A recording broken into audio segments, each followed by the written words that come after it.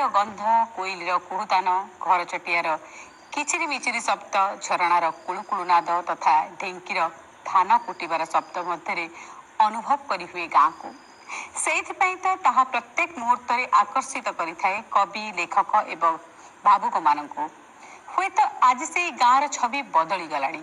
ସମୟ ସୁଅରେ ବଦଳି ଯାଇଛି ତାର ଏଇ ଚିତ୍ରପଟ। ଏଥି ସହିତ ବଦଳି ଯାଇଛି ଗାଁ ଲୋକଙ୍କର ମାନସିକତା। କିନ୍ତୁ ହଜି ନାହିଁ ପରମ୍ପରା, ହଜି ନାହିଁ ସଂସ୍କୃତି।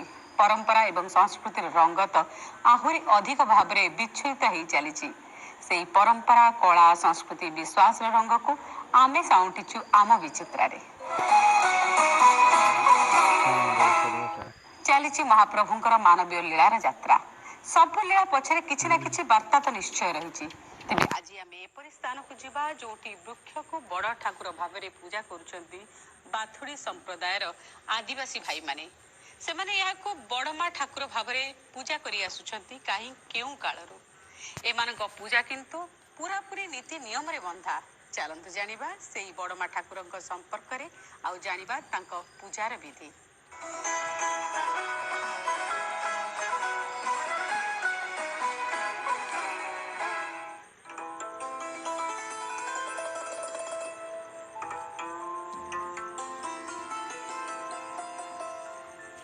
ଠାକୁରଙ୍କ ପାଇଁ ସମସ୍ତେ ସମାନ।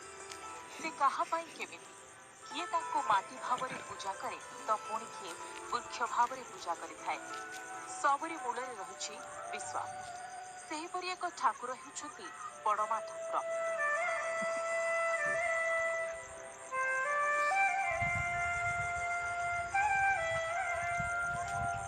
ବାଥୁଡ଼ି ଆଦିବାସୀ ସଂସ୍କୃତିରେ ବଡ଼ ଠାକୁର ବଳରାମ। ବାଥୁଡ଼ି ସମ୍ପ୍ରଦାୟଙ୍କ ମତରେ ମହାପ୍ରଭୁ ଶ୍ରୀ ଜଗନ୍ନାଥଙ୍କ ବଡ଼ ଭାଇ ହେଉଛନ୍ତି ବଡ଼ାମ। ବଡ଼ାମ ଠାକୁର ହେଉଛନ୍ତି ବାଥୁଡ଼ି ଜାତି ଆଦିବାସୀମାନଙ୍କର ଆରାଧ୍ୟ ଦେବତା।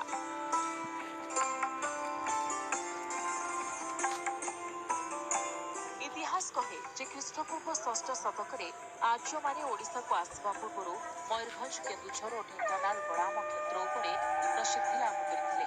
ବହୁ ପ୍ରାଚୀନ ଯୁଗରେ ଯେତେବେଳେ ଆର୍ଯ୍ୟମାନେ ଓଡ଼ିଶାରେ ପ୍ରବେଶ କରିନଥିଲେ, ସେତେବେଳେ ଉତ୍ତର ଓଡ଼ିଶାରେ କେବଳ ପ୍ରାଚୀନ ଆଦିବାସୀ, ଭୂୟାଁ, ବାଥୁଡ଼ି, ଶବର ଓ ଖଡ଼ିଆ ସମ୍ପ୍ରଦାୟର ଲୋକମାନେ ହିଁ ବସବାସ କରୁଥିଲେ। ଏବେ ମଧ୍ୟ ବଡ଼ାମ ଠାକୁରଙ୍କୁ ପୂଜା କରୁଥିବା ସେବକଙ୍କୁ ବାଥୁଡ଼ିମାନେ ରାଜା ବୋଲି ସମ୍ବୋଧନ କରିଥାନ୍ତି।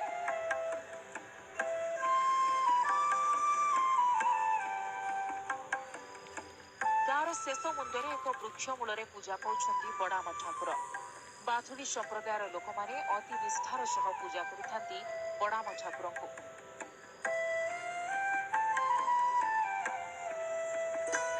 ପୂଜା ସ୍ଥାନରେ ଲିପା ପୋଛା କରି ଝୋଟି ତଥା ମୁରୁଜ ପକାଇ ପରିବେଶକୁ ଆଧ୍ୟାତ୍ମିକ ଭାବନାରେ ରଙ୍ଗୀନ କରିଦେଇଥାନ୍ତି। ବଡ଼ାମ ଦେବଙ୍କ ପୂଜାର୍ଚ୍ଚନାରେ କେତେକ ନିୟମ ବିଧି ସବୁ ରହିଛି, ଯାହାକୁ ବାଥୁଡ଼ିମାନେ ପରମ୍ପରା ଅନୁଯାୟୀ ପ୍ରାଚୀନ କାଳରୁ ମାନି ଆସୁଛନ୍ତି।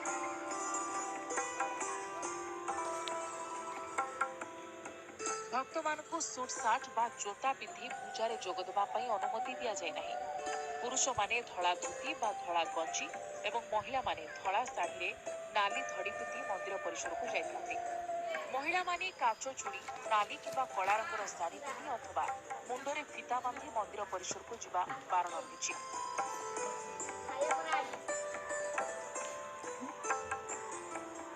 ପୂଜା କରିବା ଦ୍ୱାରା ଆମ ବାଥୁଡ଼ି ଜାତିର ଏବଂ ଆମ ବାଥୁଡ଼ି ସମ୍ପ୍ରଦାୟର ସମସ୍ତ ଯେଉଁ ଇଷ୍ଟ ରହୁଛି ଇଏ ଖଣ୍ଡନ ହେଉଛି। ଏହି ପୂଜା ଆମେ ପ୍ରତ୍ୟେକ ଶନିବାର ଆମର ଇଷ୍ଟଦେବ ଠାକୁରଙ୍କ ଶାଳ ବଡ଼ାମ ଶାଳରେ ଆମେ ପୂଜା କରୁଛୁ। ତେଣୁ ଆମ ବାଥୁଡ଼ି ଜାତିର ଇଏ ହେଉଛନ୍ତି ଆମର ସବୁଠାରୁ ବଡ଼, ଯିଏ ଆମର ଇଷ୍ଟ ଗାଁକୁ ଆମେ ସମସ୍ତେ ବଡ଼ାମ ବୋଲିକି କହୁଛୁ।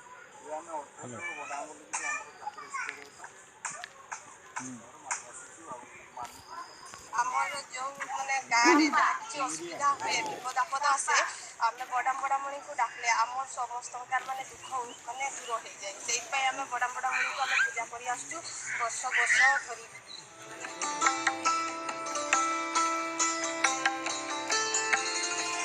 ବଡ଼ମା ଠାକୁରଙ୍କ ନିକଟରେ ଭୋଗ ନୈବେଦ୍ୟ ଅର୍ପଣରେ ଶାଳପତ୍ରର ଠୋଲା ବ୍ୟବହାର କରାଯାଏ। ଫଳମୂଳ, ଗୁଡ଼, ଗଞ୍ଜେଇ, ଝୁଣା, କର୍ପୂର, ମହୁ, ଗାଈ ଘିଅ ଓ କ୍ଷୀର ଭୋଗ ଆଦି ଦିଆଯାଏ। ଗାଁର ସମସ୍ତ ଲୋକମାନେ ଏକାଠି ହୋଇ ବଡମାଙ୍କ ନିକଟରେ ପୂଜା କରିଥାନ୍ତି। ହଁ, ଆଉ ଏକ ବିଶେଷ କଥା ହେଉଛି ଯେ ଏଠାରେ ପୂଜା ସମୟରେ କାଳିସି ଲାଗିଥାଏ।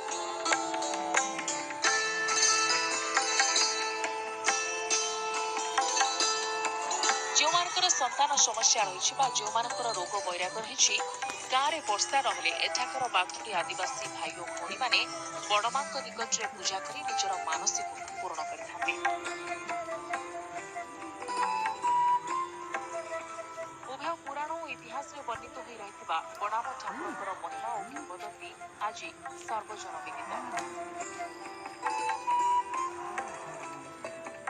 ବାଥୁଡି ଜାତି ଆଦିବାସୀ ମାନଙ୍କର ଆରାଧ୍ୟ ଦେବତା।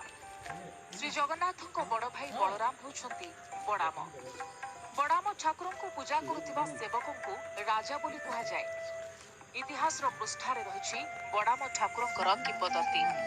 କୌଣସି ଶୁଭ କାର୍ଯ୍ୟରେ ବାହାରକୁ ଗଲେ ବଡାମ ଠାକୁରଙ୍କୁ ସେମାନେ ପ୍ରଣାମ କରି ଯାଆନ୍ତି। ଶାଶୁଘରକୁ ଯିବା ସମୟରେ ମଧ୍ୟ ବଡାମ ଠାକୁରଙ୍କୁ ମୁଣ୍ଡିଆ ମାରି ଯାଇଥାନ୍ତି ବିବାହିତ ଝିଅମାନେ। ରହିଛି କଠୋର ନିୟମ ବଡାମ ଠାକୁରଙ୍କ ପାଇଁ।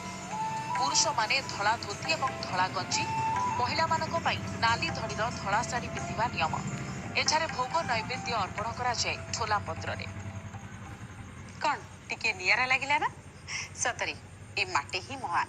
ଭଗବାନଙ୍କର ଲୀଳା ଯେପରି ଭାବରେ ରହିଛି କରୁଣାର ଆଶୀର୍ବାଦ ହେଇ, ଠିକ୍ ସେହିପରି ମଣିଷମାନେ ମଧ୍ୟ ରୀତିନୀତି ଅନୁସାରେ ତାଙ୍କର ଆରାଧନା କରିଚାଲିଛନ୍ତି। ଏବେ ସମୟ ଏକ ଛୋଟ ବିରତିର।